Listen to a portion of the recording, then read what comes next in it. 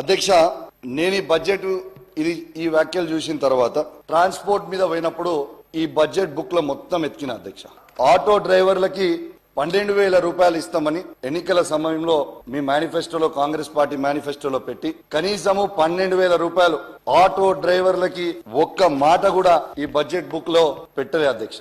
పెట్టకపోయేసరికి వాస్తవంగా నా హుజరాబాద్, జమ్మికుంట, ఇల్లంతకుంట, కమలాపూర్, వీణవంకలో ఉన్న ఆటో అసోసియేషన్లు అందరూ వచ్చి నన్ను కలిసి, అన్నా దయచేసి ఈ ఫ్రీ బస్సులు వచ్చినప్పటి నుంచి మాకు చాలా ఇబ్బంది అవుతా ఉంది, కానీ ఫ్రీ బస్సులు కూడా ఇవ్వండి, అద్భుతమైన పథకం, ఇంకా బస్సులు పెంచండి అధ్యక్ష, ఇంకా బస్సులు పెంచండి, ఫ్రీగా ఇవ్వండి, నో ప్రాబ్లం. ఎందుకు తొందర పడుతున్నావు? ఏ తొందర కూడా కాదు, మస్తు మాట్లాడేది, తొందర ఎందుకు పడుతున్నావు? ఫ్రీగా బస్సులు ఇంకా అద్భుతంగా పెంచాలని కూడా కోరుకుంటున్నాను అధ్యక్ష.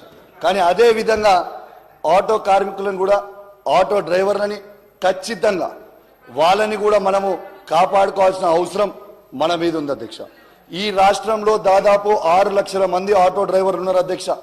దీంట్లో 3 లక్షల మందికి సొంత ఆటోలు ఉన్నాయి, ఈఎంఐల మీద కొనుక్కున్నారు. ఇంకా 3 లక్షల ఆటోలు రోజువారీ కిరాయికి తెచ్చుకుంటారు అధ్యక్ష. వీళ్ళకి కనీసం వాళ్ళ సొంత ఆటోలు ఉన్న వాళ్ళకి ఈఎంఐలు వెళ్తలేవు, కిరాయి తెచ్చుకున్న వాళ్ళకి కిరాయి కట్టే పరిస్థితి లేకుండా ఇబ్బంది పడతా ఉన్నారు. కాబట్టి దయచేసి వాళ్ళ మీద కోపం లేకుండా దయచేసి ఆటో కార్మికులకి వెంటనే న్యాయం చేయాలి. నెలకి దయచేసి వాళ్ళకు కూడా నెలకి 10,000 రూపాయలు మీరు కేటాయించాలని నేను విజ్ఞప్తి చేస్తా ఉన్నాను అధ్యక్ష.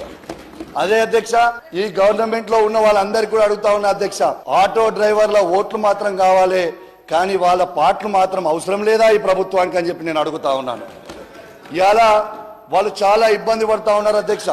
దయచేసి ఇలా ఆటో డ్రైవర్లకి మద్దతుగానే ఇలా ఈ కాకి డ్రెస్ వేసుకొని ఉన్నా, మీరు మద్దతుగా లేకపోయినా ఇలా కేసీఆర్ గారి నాయకత్వంలో బీఆర్ఎస్ పార్టీ ప్రతి ఆటో డ్రైవర్ కుటుంబానికి అండగా ఉంటామని సభా సాక్షిగా చెప్తా ఉన్నాను అధ్యక్ష.